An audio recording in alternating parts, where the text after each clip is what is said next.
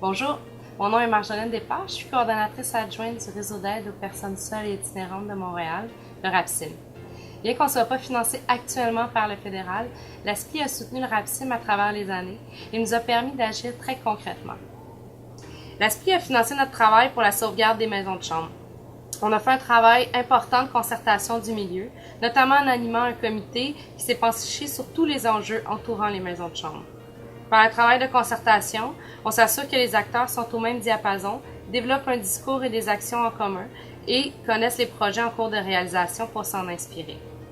Notre travail a entre autres permis de mettre en contact des groupes de ressources techniques avec des organismes pour réaliser des projets d'achat et de transformation de maisons de chambre privées en logements sociaux, tels que la maison de chambre de Dianova sur Saint-André et les studios du Sac à dos rue de Bullion.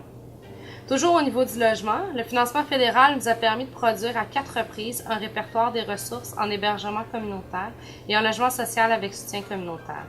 Toutes les éditions du répertoire ont été très utiles aux organismes du milieu, à des comités logement, à des acteurs des institutions publiques pour connaître les projets existants en itinérance, à qui ils s'adressent, la durée de séjour, etc. Le répertoire, on peut également le voir comme un reflet de tout notre travail de réseautage pour voir naître des projets de logements sociaux avec soutien communautaire pour les personnes itinérantes. À chaque édition, des nouveaux projets se sont retrouvés dans le répertoire. Et dans plusieurs de ces projets, on est fiers de dire qu'il y a un peu du RAPSIM. L'ASPI a également financé notre travail visant à renforcer la participation citoyenne des personnes itinérantes.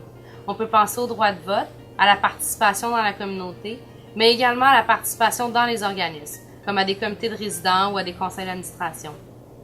Grâce au financement fédéral en itinérance, le RAPSIM a également pu rénover ses locaux et les rendre plus adéquats. Mentionnons aussi qu'en 2006, si on a pu développer les services de la clinique droit devant, c'est grâce à un financement de l'ASPI. Sans les différents projets du RAPSIM qui ont été financés par l'ASPI, la connaissance du milieu sur les réalités actuelles et les nouveaux visages de l'itinérance ne serait pas ce qu'elle est. L'ASPI a amélioré notre capacité d'agir et nous voulons que ça puisse continuer. Le RAPSIM souhaite que l'ASPI demeure généraliste et communautaire pour que d'autres organismes puissent améliorer leurs installations, rénover leurs locaux ou construire des logements sociaux grâce au financement fédéral. Si le RAPSIM souhaite que l'ASPI demeure telle qu'elle est, c'est également pour qu'une diversité d'interventions puisse être soutenue. Selon nous, c'est ce qui fait la richesse de notre milieu.